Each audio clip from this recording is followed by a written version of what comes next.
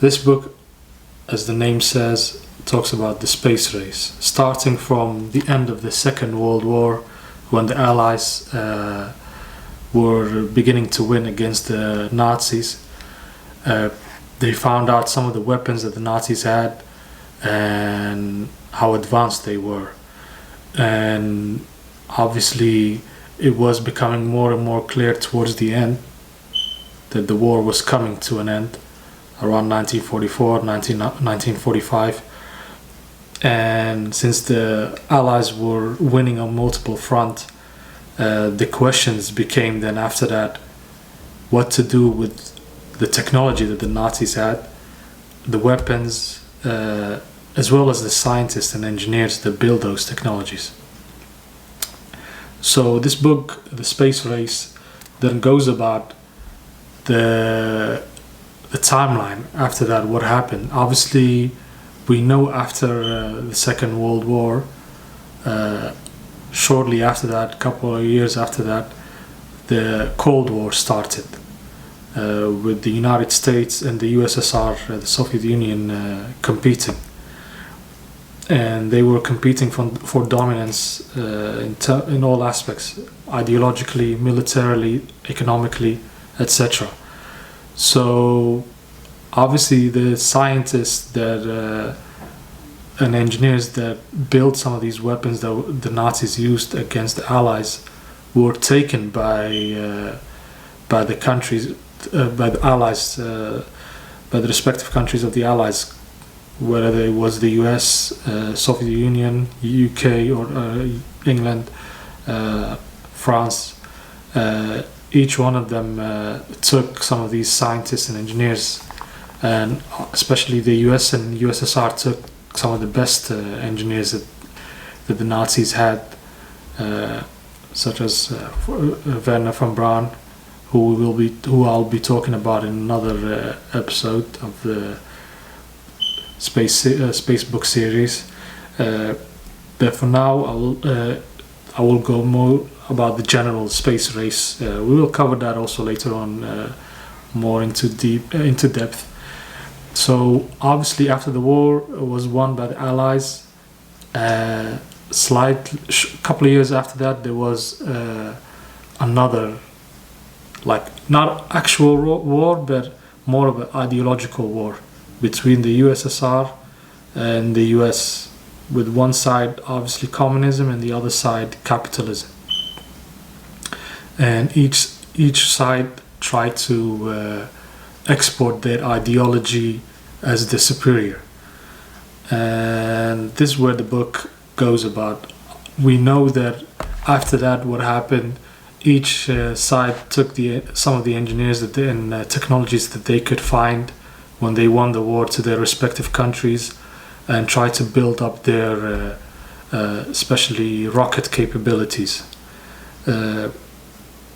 And in the 50s, early 50s, there was especially the need to build more powerful weapons, ICBMs, intercontinental ballistic missiles, especially when after the US dropped the 2 atomic bombs on Hiroshima and Nagasaki, the USSR could not sit still and not develop such weapons, and obviously the US could not sit still and expect the competition to catch up with them. So both of them started to develop rocket technologies and capabilities to advance even further, and even try to go to space, especially after finding out that the Nazis themselves tried to go to space. So it starts with initially both sides trying to see if they can gauge how far the other side is. And the book, they give an example about that, how the US tried during the International Geophysical Year to get the USSR more on their side to work together in terms of space technology and things that are mostly related to space technologies like rockets and things of that nature. The Soviets at that time were not so keen on working together because they felt like they might be giving too much away, but at the same time they also felt like they were ahead of the US, and that's why the US was trying to work with them. And we know in the beginning of the space race, especially in the 50s and even early 60s, the Soviets were actually ahead of the US.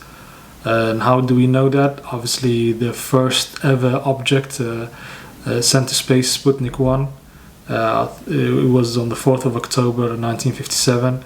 And then you had a couple of firsts that the Soviets were successful at. The first dog sent to space, even the first couple of other animals that were sent to space. And then you had the major bombshell, 12th of April 1961, where we had the first human that went to space, Yuri Gagarin. And that, I mean, obviously the first object, Sputnik, sent to space already caused like fear in the US that the Soviets were way ahead, and it made also even other countries believe that not only were the Soviets way ahead in terms of technology and potentially even economically, which later on turned not necessarily to be true, but at that time obviously it's a different story when you see the first ever person and first ever object and a dog or animals sent to space.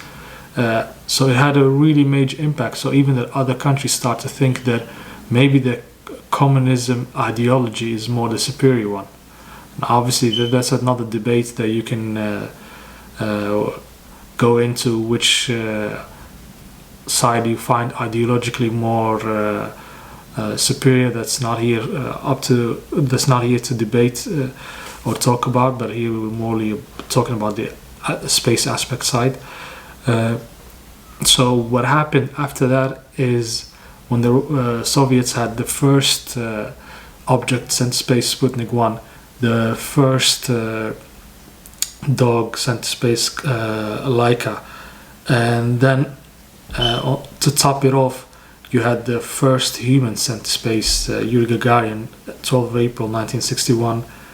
That really shook the core of not only the US politicians but even the US society, because it made the US feel like there was another country that was more powerful than them, that was more ahead of them in almost every aspect, and especially considering that the rockets being developed could travel to different continents intercontinentally. That made the US even more afraid.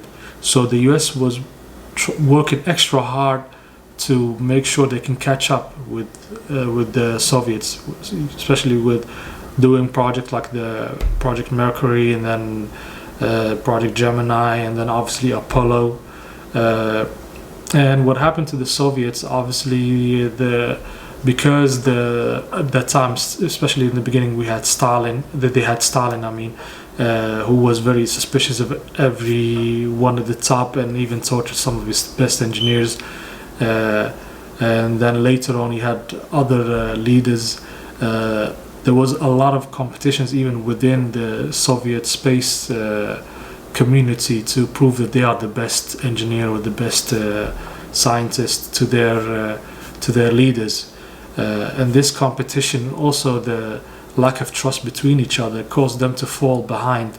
And the US later on caught up with the Soviets and even went further by obviously sending the first person to the moon or land on the moon, Neil Armstrong. So, but before that, the Russians had like the first, or the Soviets had the first human in space, the first dog, first animal in space, first object in space, first human in space, first spacewalk, first woman in space. So they had a lot of first. But when the US sent people to the moon, that's when the US basically won the game. Especially before even winning the game, the US, when President Kennedy made the statement to send someone to the moon by the end of the 60s, and he made the statement, I believe, in 1962 or 61. That gave the US an ambition and also a goal to reach, which for the Russians at some point, when they had a lot of those first, they felt like they were so far ahead that they didn't have much of a goal further to prove themselves. So sometimes being the first can actually work against you, and that's what happened with the Soviets. And now after that, what happened, the US caught up.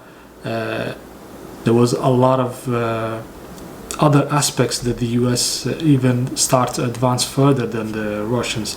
Ironically, they competed in the beginning. They had the intention of working together in the beginning, but because of lack of trust and competition, they competed against each other. And then towards the end, they did end up working together. So we know, like, obviously today the International Space Station exists to name some of the few projects that the US and the Soviets, or the Russians now, have worked together. So this is what this book is mainly talking about, and I'll just summarize for you guys what this book, The Space Race, was mostly about. I will summarize some more books in the future for you guys. Please feel free to like, subscribe, and we'll have more space books coming, and thank you for your time.